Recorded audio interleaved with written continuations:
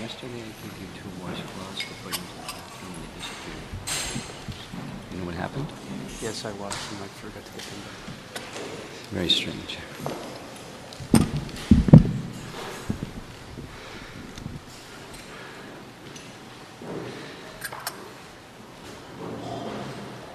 Jaya Radha Madhava Kunja Bihari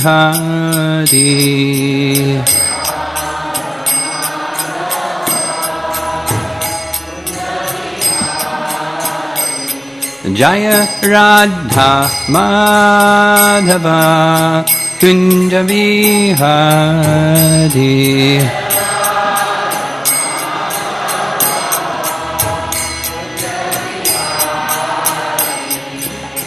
Gopijana Balaba Girivardhari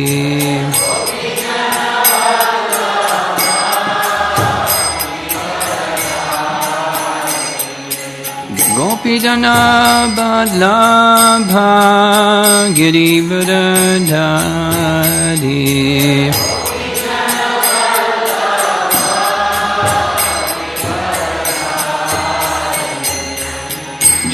Jasodanandana Brajajanarandana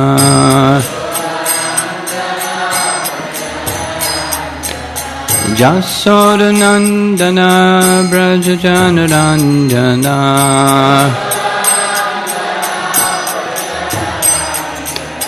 Jamuna Tiravanachadi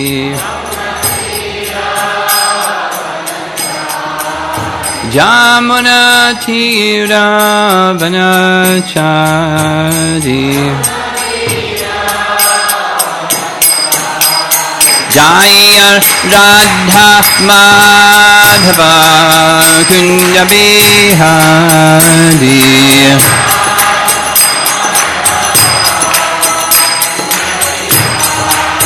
Jaya Radha Madhava Kunja Bihari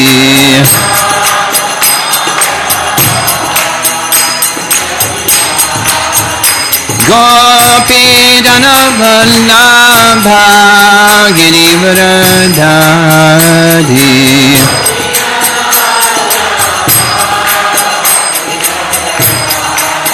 Gopijana Vallabha Girivardhari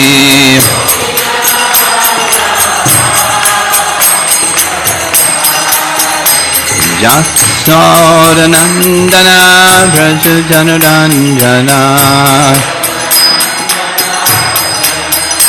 Jasodanandana Brajajanarandana Jamuna Tiravanachadi Jamuna Tiravanachadi Jaya Radha Madhava Kunja Bihari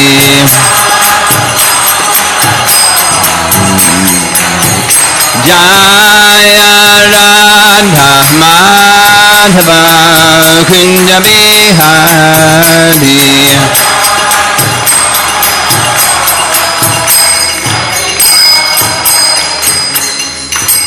Jai Om Vishnu Pad Paramahamsa Parivijagacharya Astatara Satsasi Simadas Divine Grace A.C. Bhaktivedanta Swami Srila Prabhupada Ki Ananta Koti Vaishnavrinda Ki Grantaraj Srimad Bhagavatam Ki Samveda Bhakta Vrinda Ki Nitai Gaur Premanandi. All glories to the assembled devotees, all glories to Sri Guru and Sri Gauranga.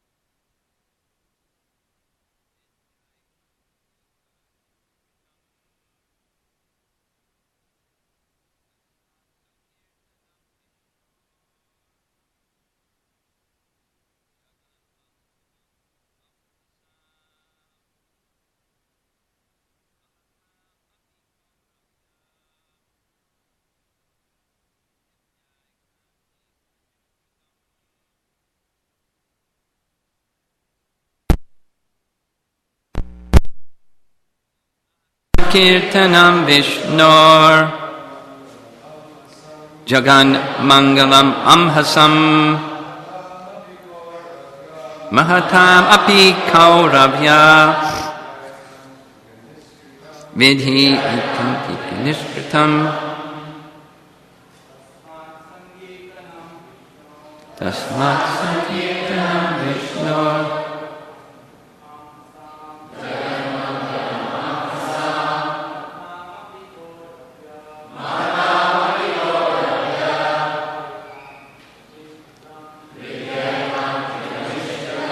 Ladies, please. Tasmat Sankirtanam Vishnor Jagan Mangalam Amhasam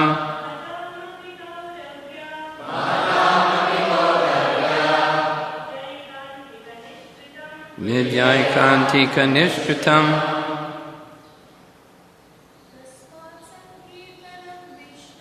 Tasmat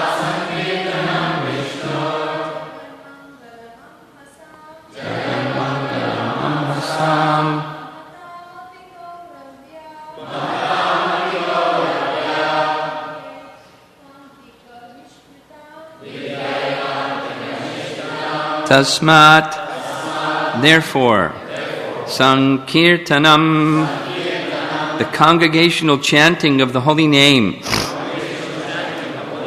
Vishnoho, of Lord Vishnu, Jagat Mangalam, the most auspicious performance within this material world, Amhasam, for sinful activities, Mahatam Api, even though very great, Kauravya, O descendant of the Kuru family,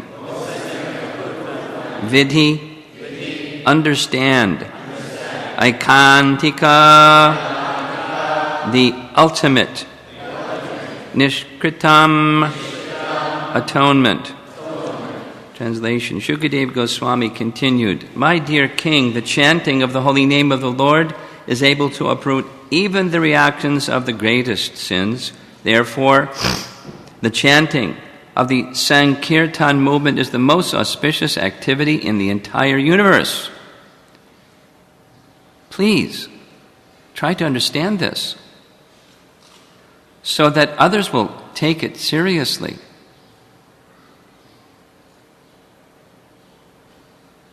Please try to understand this so that others will take it seriously. Purport. We should note that although Ajamila chanted the name of Narayana imperfectly, he was delivered from all sinful reactions. The chanting of the holy name is so auspicious that it can free everyone from the reactions of sinful activities.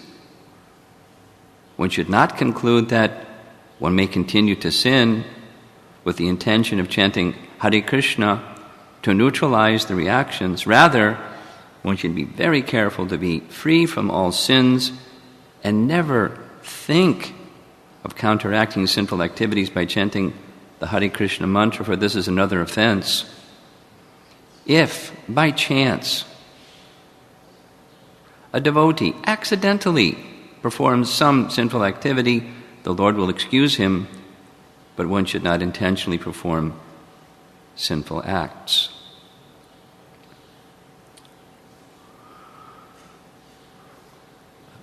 I was inspired to recite this verse or discuss this verse based on our honoring of Bhaktivinoda Thakur's Disappearance Day.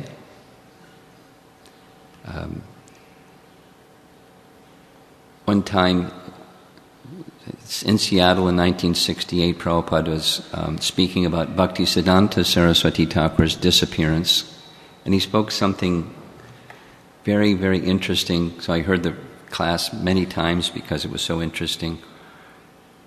A point that he was making, that the appearance and the disappearance of a great Vaishnava are non-different. Now, when a great personality departs, we feel transcendental grief. But at the same time, it signifies they're entering into the eternal pastimes of Krishna. When we say those prayers at the beginning, at the end of Kirtan, Om Vishnupad Paramahansa Paribhajakachari Astatara Sata Shri Srimad. So it's the Nishtalila Pravishta. Om Vishnupad Paramahansa. So Nitya Lila Pravishta means this personality whose name we're about to recite has pravishta.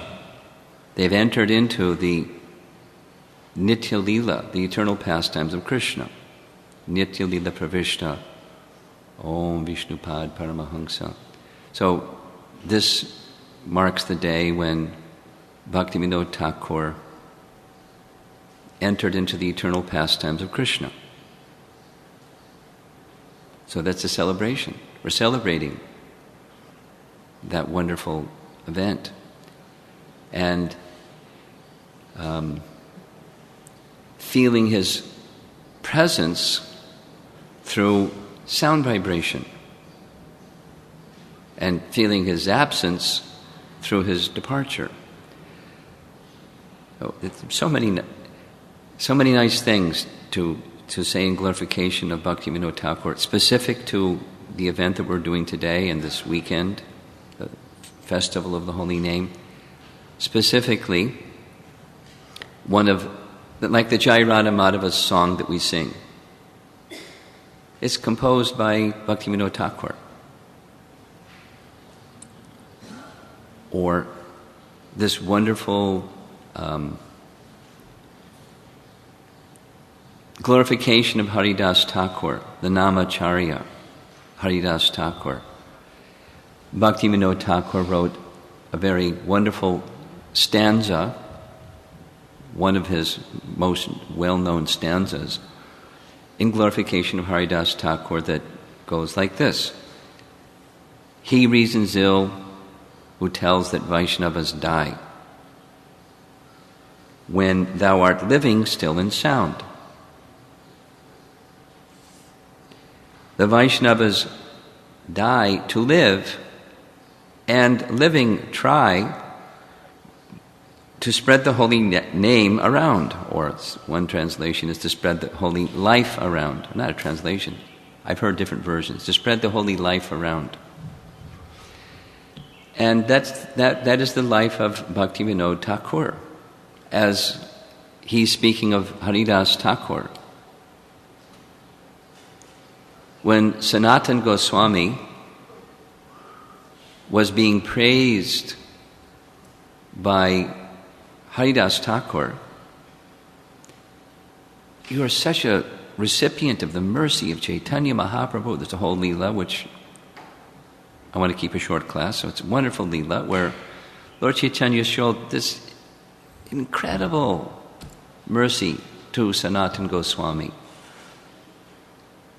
Very briefly, Lord Chaitanya arranged by his internal potency for Sanatana Goswami to become terribly diseased with a skin disease that oozed pus, wet itches, Prabhupada calls it, yucky, smelly stuff coming from his body.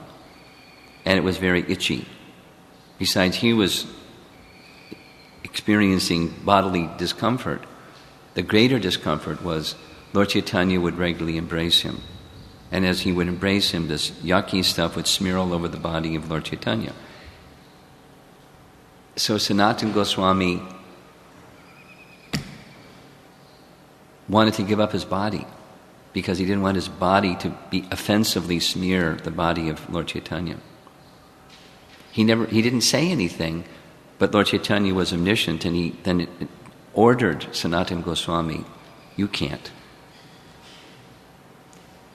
If it was so easy to attain liberation or Krishna Loka by throwing your body before the wheels of the Jagannath chariot. We'd all do it. But you can't achieve spiritual perfection that way. I forbid you. Your body is mine, it's my property, you can't do it.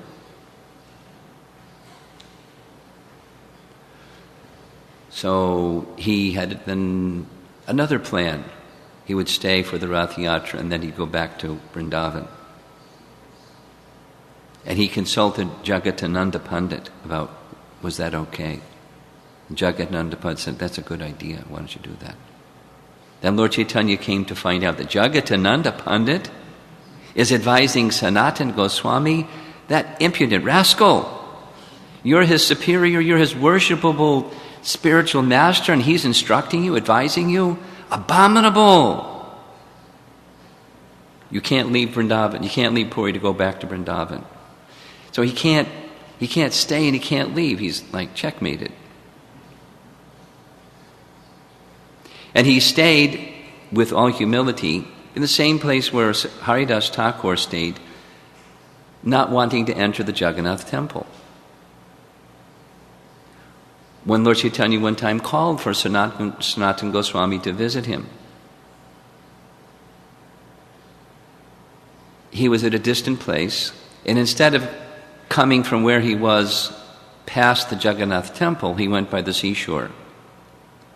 And Lord Chaitanya asked him, why did it take you so long? Because I went by the seashore. Why'd you go by the seashore? It's blistering hot. Let me see your feet. Are your feet blistered? Why did you do that? Well, I didn't want to go by the temple, which is the shorter route, because the pujaris are milling about and this yucky stuff on my body might touch their body and I contaminate them and then they go worship Lord Jagannath and I'd be a big offender. And Lord Chaitanya was so amazed at his humility and his concern, not for his feet, but for Lord Jagannath. And Lord Chaitanya went to embrace him and he went to a distant place. No, don't touch me, don't touch me. And this is yucky stuff. And Lord Chaitanya said, it's like a mother with her baby. The mother doesn't mind the yucky stuff on the baby because of the affection of the mother for the baby. She cleans the baby because of her affection for the baby. So like you, I just have affection for you. And he embraced Sanatana Goswami very strongly, and a miracle cure. The sores went away. Poof. And Lord Chaitanya left. And Haridas Thakur said, all this was arranged by Lord Chaitanya just to put you in a position where you're completely dependent upon his mercy. He took you to that place so that you were completely dependent on his mercy. And then he took the problem away. There's no one like you. You're the greatest recipient of Lord Chaitanya's mercy. I am sure of it. And then Sanatana Goswami said to Haridas Thakur, no, you are. Because you're perfect in both prachar and achar. By your chanting of the holy name, he gave you the title of the namacharya, the acharya of the teacher of the holy name. So who could be greater than you? He came to give the holy name, and you're the acharya of the holy name.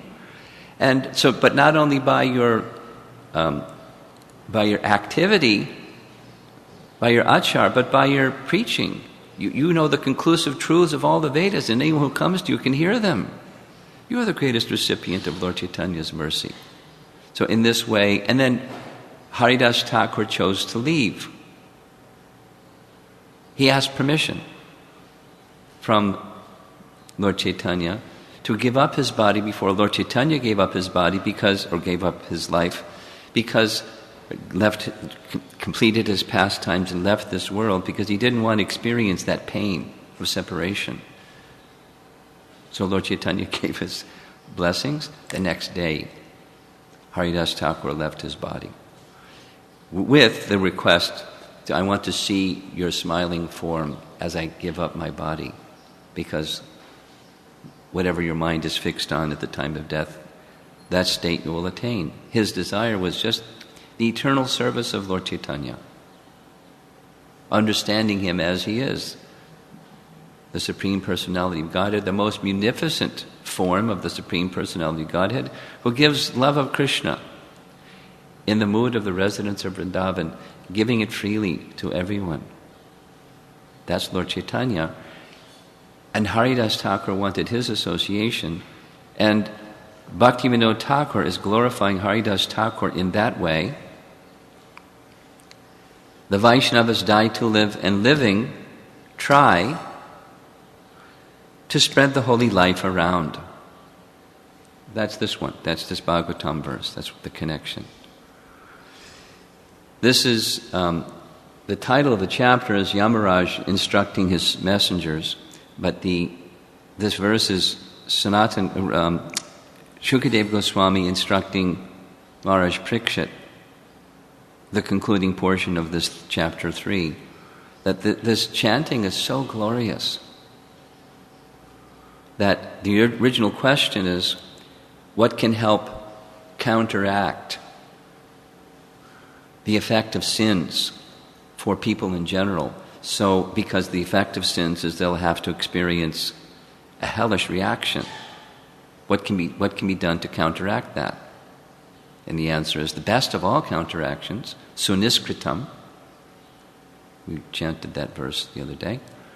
Suniskritam, it's the best, because it not only takes away the reactions of the sins, it takes away the tendency for sinning. The potency is there in the holy name. So, the request of Shukadeva Goswami to Maharaj Parikshit, who's about to die in 7 days, is actually for us. And that is, Vidhi, please try to understand this. And with that understanding,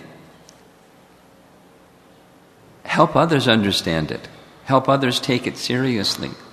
So my contemplation or meditation on what we're doing, and I'm again going to refer to some teachings of Bhaktivinoda Thakur, is the same thing that Bhaktisiddhanta Saraswati Thakur told Srila Prabhupada, and that is what we're doing.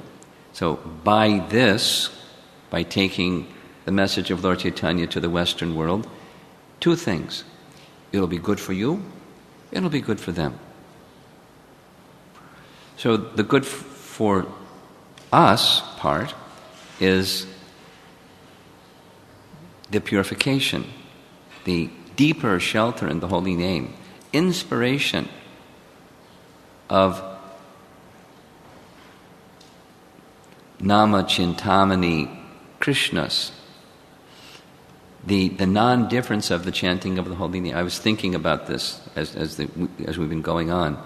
It's the holy name and the holy name and the holy name, and there are varieties so that like we can keep our attention going. But the holy name. So what's the effect? There's purification, and then there's spiritual potency that is being carried by each and every one of us. I mean, it's not us, it's the holy name. And just by contacting, voluntarily, we're here, and we're contacting the holy name, or being contacted by the holy name. And there's spiritual purification and spiritual charge. And then we're going to go in different directions. And when we go in different directions, that spiritual potency will go with us, and it'll help fulfill the vision of Chaitanya Mahaprabhu, or the writing of Bhaktivinoda Thakur. While living, try to spread the holy life around, just from what we're doing here, and then going somewhere. You follow? So please try to understand it. And in so doing, inspire others to receive this benefit. Even if they don't understand the benefit, that's okay. Like that musician dancer at the on Harinam. What did he understand of what was going on? It was a party, and he was dancing at the party, out on the street. So, not knowing, he was getting enormous spiritual benefit from chanting and dancing with the devotees. Although, the understanding of what and why and how, spiritual potency nonetheless. And as I mentioned, after you all left, he was sitting there with the mantra card, chanting. Just by himself, sitting, because there's no audience, he was just sitting and chanting. I don't know if he's going to continue or not continue, today and tomorrow. But permanent benefit is there. And that's this benefit for us, benefit for others simultaneously. Even we're here in the four walls of the temple room, benefit for others also, because we're going to take that spiritual charge with us. In honor of Bhaktivinoda Thakur, and on this same theme, there's not time, but it's a wonderful resource. Bhaktivinoda Thakur wrote 100 books. Anybody try to write a book? Write a paper for school? It takes a while to write a paper for school. You wrote a paper? Really? How many pages? 2 or 3? 2. How long did it take you? No, I'm asking this young girl. How long did it take you? An hour? 2 hours? 3 hours? A while. Huh? Okay. It takes a while. Anybody that's done such a thing. Bhaktivinoda Thakur was so prolific. Part of 100 books. 100 books.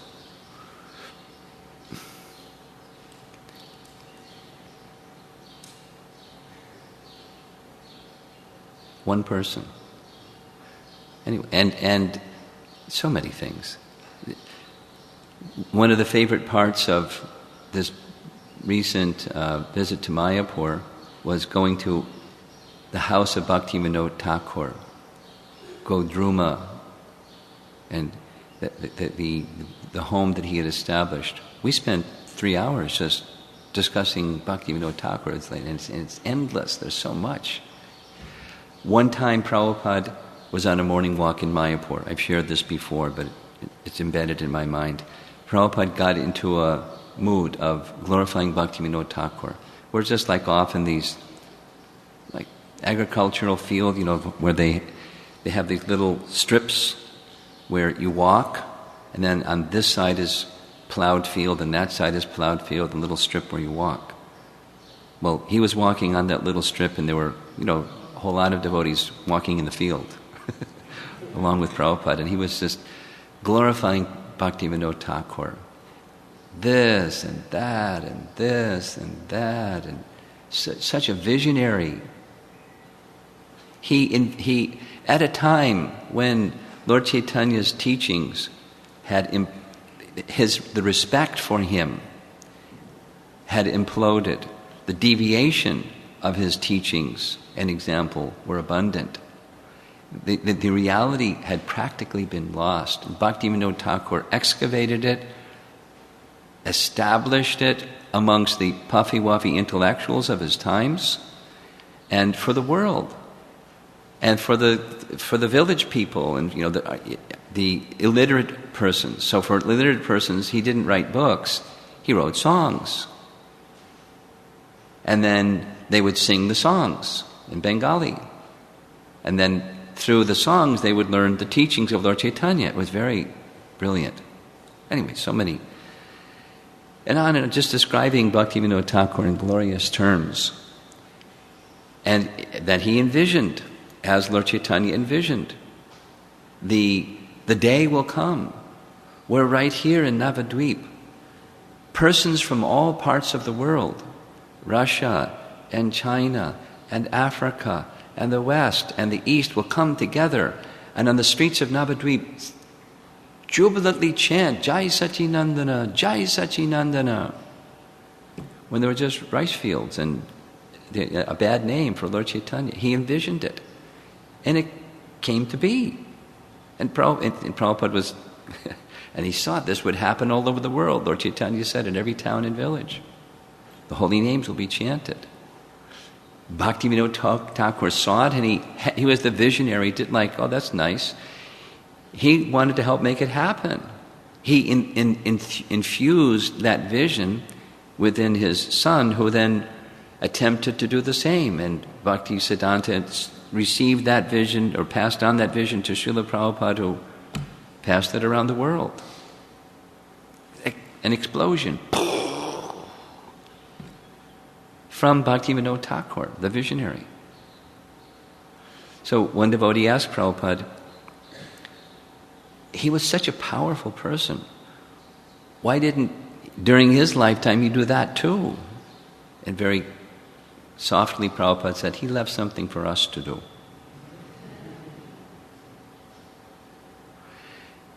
And Prabhupada left something for us to do. As he said, the blueprint is there, fill it in. The instrument, the International Society for Krishna Consciousness, in 11 years, all over the world, with standards and deity worship in schools and farms and temples and teachings and book distribution and economy and, reputation and potency. And then you carry it forward, every town and village. I'm enthused, so please tolerate my enthusiasm. I'm enthused to contemplate what this little event that we're doing represents. It's an opportunity to come together, receive the potency, the power of the holy name, and then go to our other places and carry that power of the holy name. And as Bhaktivinoda Thakur said about Haridas Thakur, as he did himself, as Bhaktisiddhanta did, as Srila Prabhupada did, as we're similarly to do. Living, try to spread the holy life around, and or the holy name around, through the life of devotion to Krishna, in a world that's dark. They don't know Krishna, etc. Sinful condition, lots of opposition, just from the modes of nature and the entanglements in karma, and not a favorable territory to try to bring love for Krishna awakened. But the potency is there. The instruction is there. The potency in the holy name is there. So one of the 100 books that Bhaktivinoda Thakur wrote was called Jaiva Dharma. And there are some translations that have been made into English. And Jaiva Dharma, it's brilliant. He's explaining in a fiction story nectar of devotion, nectar of instruction, and some of the core teachings of Lord Chaitanya. Dasa Mula Tattva, in particular, the 10 essential teachings of Lord Chaitanya. And it's in a fiction book. It's not fiction. The background is, once upon a time, something, and some boys from Calcutta went to Mayapur on a vacation, and lo and behold, there's these great personalities having uproarious kirtan. Wow, what's that?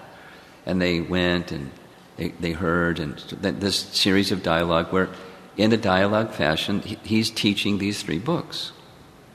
So there's one section that's in my hand here. It's a section where he's describing the holy name.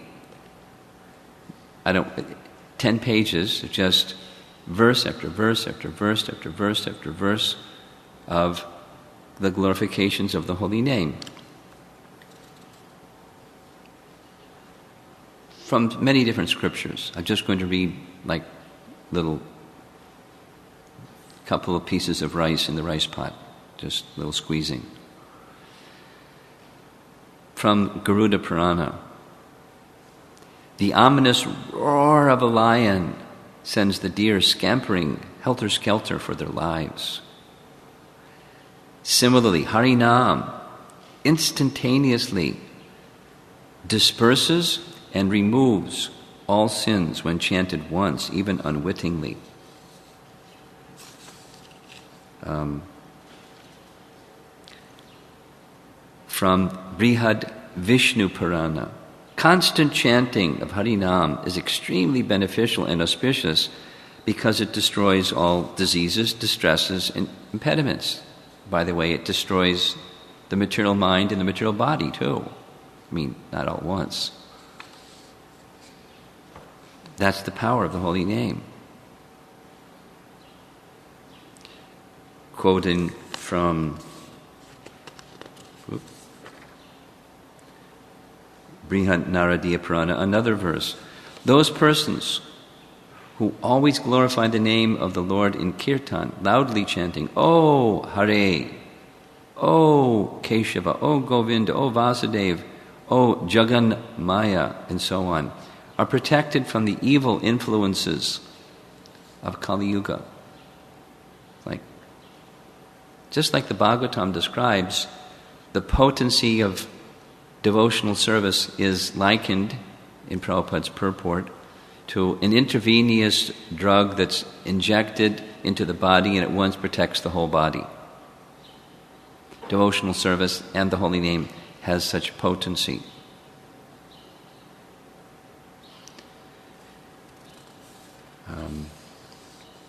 It's better than so many other things. The study of the Rig Veda, Yajur Veda, Samaveda, and Atharva Veda altogether at length. The primary necessity, however, is to perform Sankirtan of the names of Sri Hari, such as Govinda and so on. Just constantly perform this activity.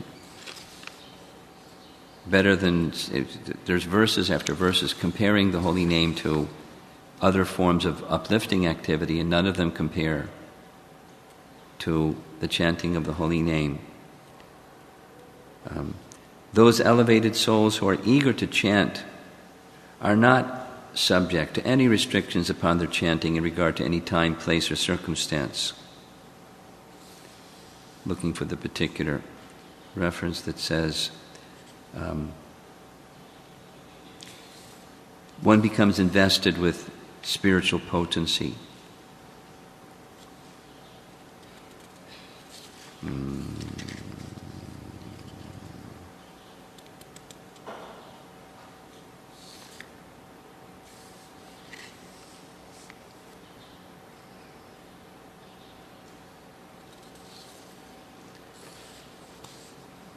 There's two quotes that I can't find right at the moment. One says that just as the holy name is invested with all spiritual potency, this is from Shikshastakam of Lord Chaitanya.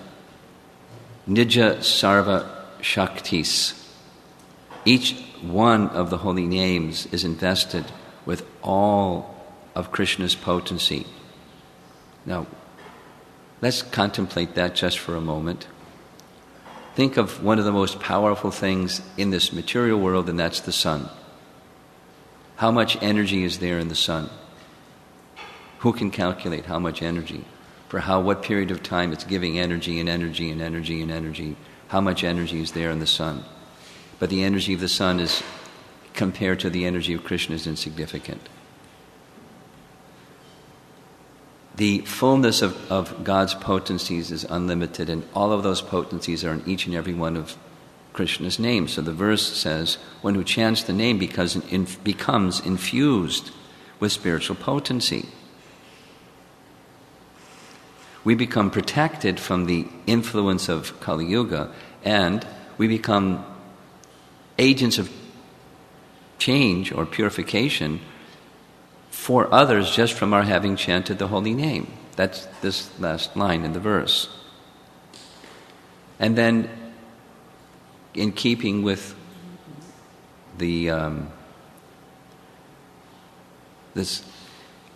consciousness of Krishna paying attention to one who chants and giving his protection because of his affection and sense of indebtedness to one who calls his name even once.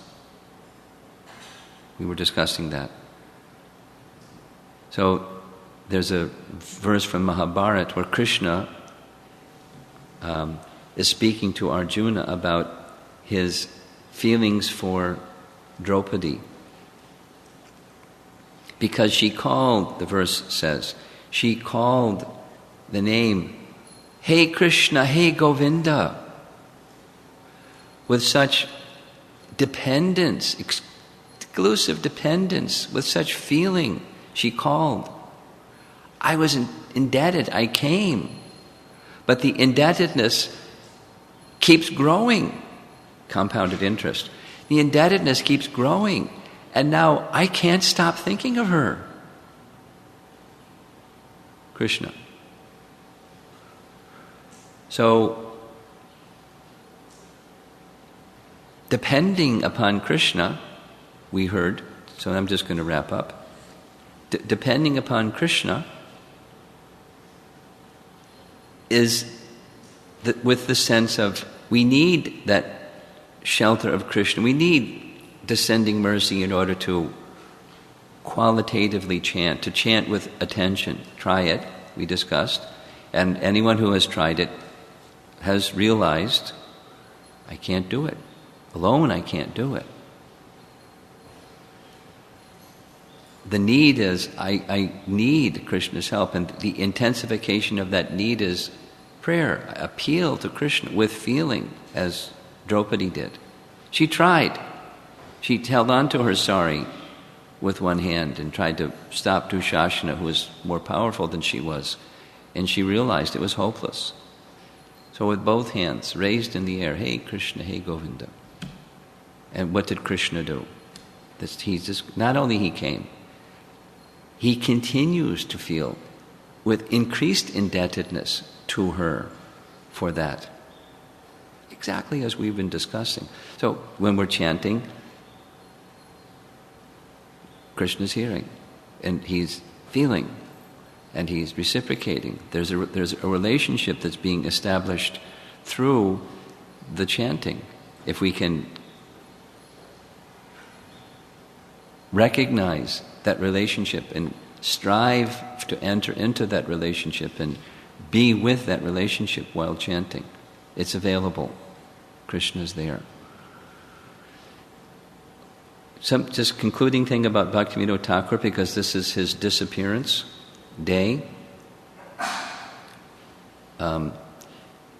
He left this world in June of 1914. You know, the world is going to world war. Bhaktivinoda Thakur is leaving the world. That's like simultaneous. In 1908, he was living in Godrum Dweep, in Svananda Sukhada Kunj, his house there, and he received a message that Sir William Duke, who he had worked under when he was a judge in Puri, High Court judge in Puri and other places too. He was like a British officer, chief secretary of Bengal. So Sir William Duke was visiting in Calcutta, and he requested Bhaktivinoda Thakur to come visit him in Calcutta. So Bhaktivinoda Thakur went to Calcutta to visit him in this famous writers' building. And when Bhaktivinoda Thakur arrived, he was waiting outside for him.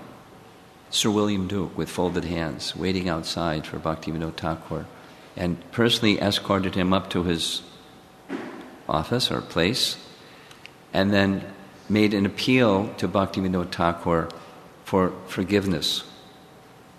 He said, because I was in charge of all of your work, I read all of your decisions in court, and I saw they're brilliant. They're too brilliant. I saw you as a dangerous person. So I personally tried to remove you from your position because you were too good. What to speak of your spiritual, that was your quality. The British saw that we could not continue to rule India as long as there was this strong investment in religious practice, and you were an emblem of that. So I tried to remove you. It didn't work.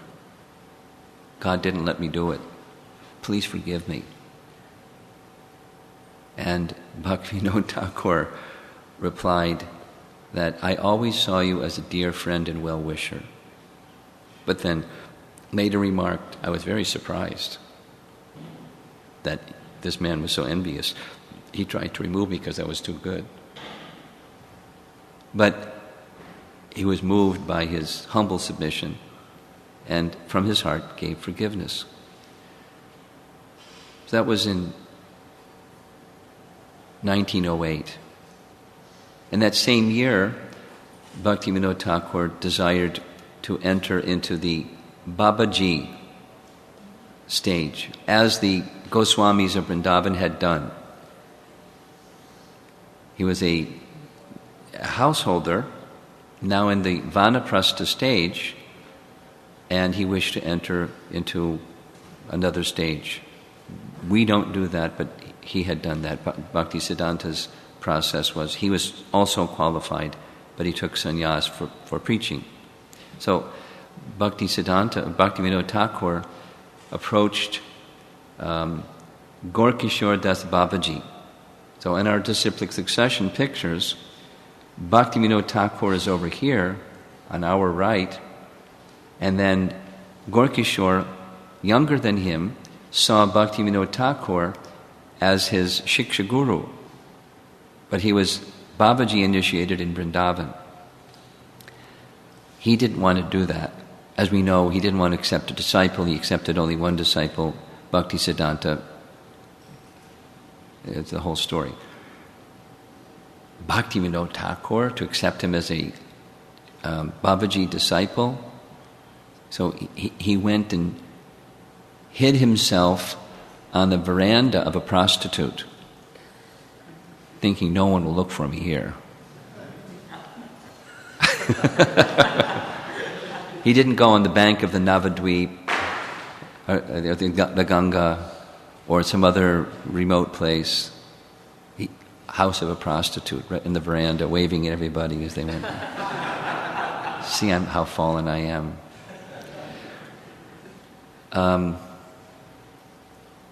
So Bhaktivinoda Thakur went back to his house, and some days later he sent one of his sons who invited Gorkishore. Gorkishore came to his house, and then he agreed. So a date was chosen, and Bhaktivinoda Thakur accepted the garment, both the one cloth and the upper garment of Jagannath Das Babaji Maharaj, who had already departed this world, following in the footsteps, his biographers describe, deliberately following in the footsteps of Sanatana Goswami, who similarly accepted that stage of life by taking the white cloth of Tapan Mishra, who he was looking up to. Tapan Mishra, an intimate associate of Lord Chaitanya. So he accepted Babaji initiation in 1908. For 2 years he remained in Swananda Sukhada Kunj in Navadvip writing, and the writing in that period of time is amazing. And then he decided to go to Puri and enter into a stage where he locked himself in a room and didn't come out, and just doing solitary chanting, like morning till night. Nirjan Bhajan, it's called. Bhaktisiddhanta, by the way, for unqualified people, spoke very, very strongly and repeatedly against doing that in that Dushtamana writing. Oh, wicked mind, seeking the adoration of others and being unqualified. sitting in a solitary place chanting.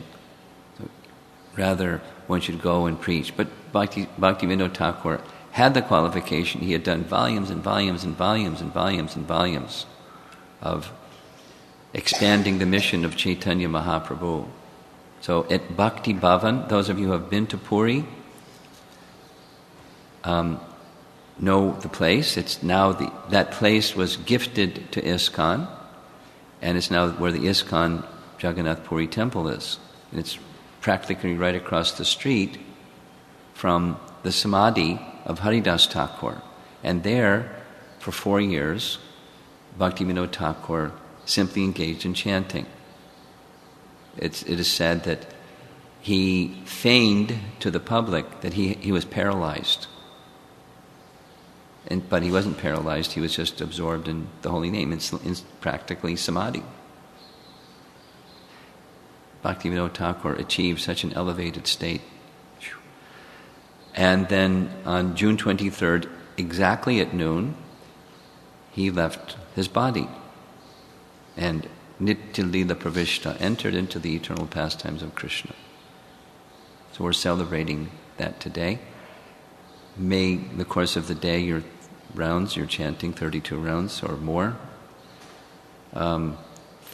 Think of Bhaktivinoda Thakur, pray to Bhaktivinoda Thakur, seek his blessings and his empowerment to be a proper follower, to receive his mercy and in his wish to give to others the holy life and the holy name and the absorption, the chanting of Krishna's holy name. I wish you all the best in your 32 rounds or however many you chant. And we'll see you again at 2:15, where you can share what your experience is. Please remember to observe Mauna Vrata, like as soon as class is over. Conversation doesn't begin, our chanting begins. And lunch at 1 o'clock. If you want to keep going, you can keep going too. Srila Bhaktivinoda Thakur ki, Srila Prabhupada ki, Gaur Premanand.